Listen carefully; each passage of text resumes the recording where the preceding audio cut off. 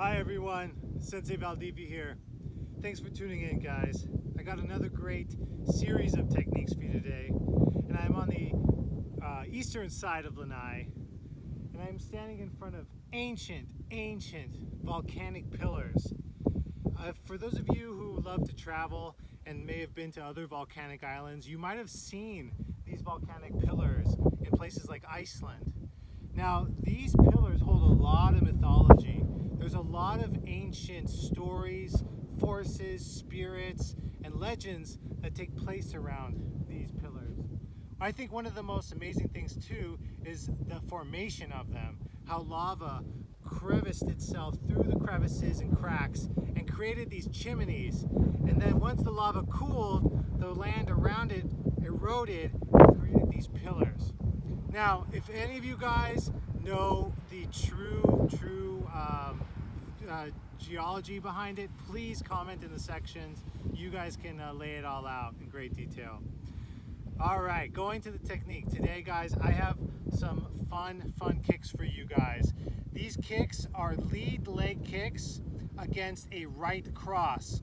Now, it's a right cross coming from a normal fighting stance, a standard fighting stance. Some of these kicks will also defend against a cross that has a step through.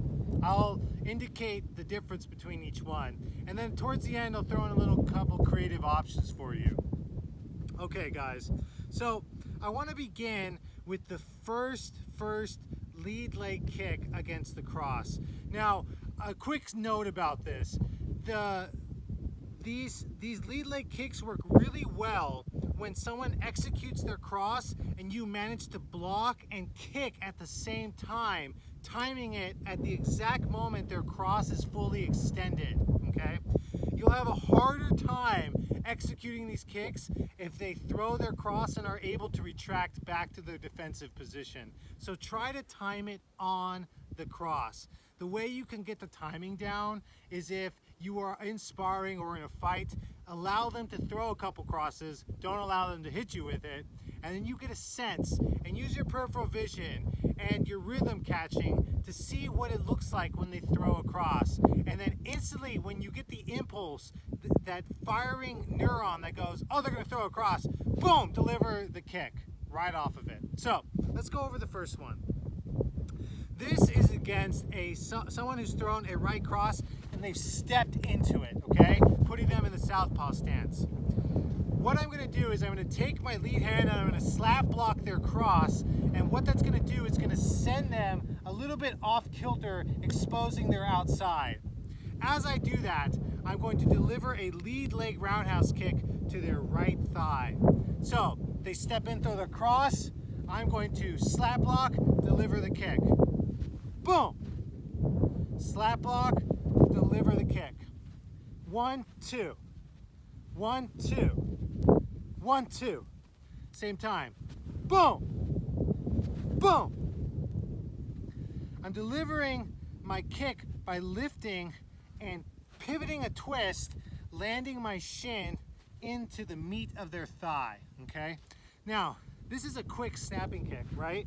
It doesn't generate as much power as switch stancing my kick or delivering a right rear that's already loaded. I have to utilize the power of my hips and the twist to get the maximum power of this kick. Moving on, guys.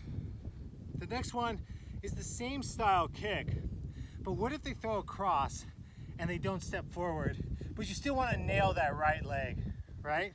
Pretty easy. You can do a shuffle step. Utilizing the same slap block, I'm gonna work the distraction of their cross and their commitment to the cross to get around. So I'm gonna slap block, shuffle, kick, landing. I should be landing on the outside of them. Quick slow-mo again. 1, 2. Or you should say 1, 2, 3. 1, 2, 3. Land. Okay, and I can shuffle back into place to practice. 1, 2, 3. They should be here. They've committed their cross this way. I'm placed on the right side. Again.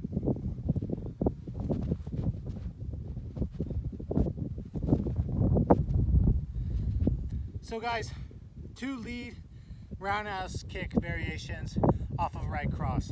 Again, you want to slap block. Slap. This slap block is almost the trigger for you to indicate to fire the kick, right? Pop, boom! You want to time those almost in unison if you can. The next one I love because you could throw this one whether they are crossing in a standard stance or whether they're stepping into their cross. Because what it does, it utilizes your chamber of your kick to create distance and space to deliver the kick. The kick I'm talking about, can any of you guys guess? That's right, a side kick. I knew you guys guessed that. So, I'm going to chamber away from the opponent. He throws his cross, I chamber clearing space. And as he throws, he's leaving his right side open, particularly his floating ribs. And from there, boom, I execute my lead leg side kick. This is great because I don't even need to block with my hands if I'm quick enough to evade with the chamber and the lean away. If I want to be extra safe, I can slap block too. Again, creating contact, associating distance, and delivering the side kick right to their ribs. Boom, boom. Without the block, boom. Okay guys, so that's 3 kicks for you. The next one, oh, you know what? I skipped a kick. This one is in the family of the roundhouse kicks. This kick is the roundhouse ball kick, famous in a lot of karate styles, Kyokushin karate, a lot of the Okinawan styles, also famous in Kempo. So what I'm going to do is I'm going to lift my leg and I'm going to snap inward with a twist of my hip, and I sort of contort my leg, and instead of hitting with the shin, I'm going to hit with the ball of the foot, okay? Boom. I love this one because it's extra snappy and extra devastating. It can crack ribs and it can definitely knock the wind out of your opponent. If he throws his cross, right, whether he's moved in a standard stance or whether he's stepped in for the cross, I can still slap block, boom, and snap him right in the ribs.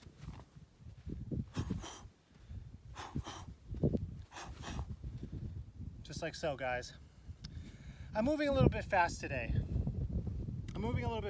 But I'm gonna release videos, guys, working on more of the basics of these kicks, or the technique and the essence behind the kicks. Today, this video is for some of you who've already had a lot of experience, maybe sparring, and have an opponent that you're up against that's been throwing a right cross that is giving you a lot of trouble. Experiment it. Like I said, you want to time it exactly as they throw their cross. So it takes a while to understand your opponent's rhythms. You have to be patient. Okay. The next one. This one is utilizing their ability to block from the right. So maybe he throws a block, he throws his right cross, but he comes back on guard ready to defend with it. That's totally cool. I want him to do that, okay? In this case, I'm going to throw a right side kick towards his right ribs, causing him to retract back and scoop me down, exposing my backside. That's totally fine, okay? So the basis of this technique is I throw a right roundhouse kick and land down, okay? So I've thrown my kick, boom, and I've landed. The reason why I've landed is probably because he threw it and then checked my kick, threw it down with a parry, right? He hooked it, threw it down. So he threw, boom. Reason being, I threw my right side kick. I've landed. I have a couple options here. If his head is close by, I can spin and give him an elbow to the head. Boom, just like so, right? I've kicked, boom, boom, okay? Again, he went off the cross. I took the chance in the opening to deliver it. He scooped me down, boom, hitting him overhead. Another option, I throw my right side kick, boom. I'm going to deliver a left spinning back kick, wham, right into his midsection. Land it anywhere. It's a powerful kick. It'll make a statement.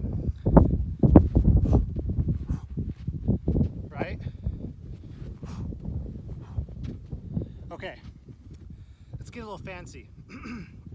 Same thing. One, land.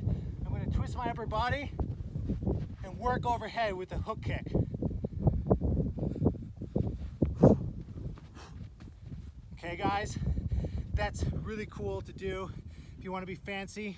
Now, if he's at your back, it's going to be hard to get him with that hook kick. That's why you have these other options. The spinning elbow, the back kick, right? You have those other options. If there's some distance and you're feeling it, whip that hook kick around, crack him over the side of the head. Last but not least, oh, that wind is beautiful. Powerful force. Last but not least, I'm going to check my opponent's cross. Let's say he stepped in, right? And I checked and I landed alongside of him. I love to execute this takedown from this position. So he steps in, wham, because he put so much body and power behind it. He missed because I checked him and ended up alongside of him. Boom! I'm in the perfect spot to do a hawk takedown. Wham! Take him down. Boom! Now, how you want to position your hand is up to you and also up to what the situation calls for. I'm doing an open tiger's mouth to the throat. More about that later in other videos. But again, he steps in, I slap block to check, boom! And I execute my hawk takedown off of his lead leg, sending him down. Guys, I really hope you enjoyed these techniques. There's a lot of information very fast. For some of you, you may be able to extract this information and apply it right away. If you find other ways to improve on it, absolutely, bring yourself to it. And it's all about creativity. It's all about experimenting. Remember that the techniques are there for you to expand or to embrace and then let go, whatever you want, okay? Most of the time, it's not the technique, it's the practitioner. You may have heard that one before. All right, guys, I'm so happy to be here. Oh, we got a truck coming along, so I'll fill in some time, but I'm so happy to be with you guys on this ancient volcanic land, always bringing you the most powerful karate. I can't wait to give you guys more, and I look forward to seeing you guys in some of the food videos too. All right, have a good one. Train hard.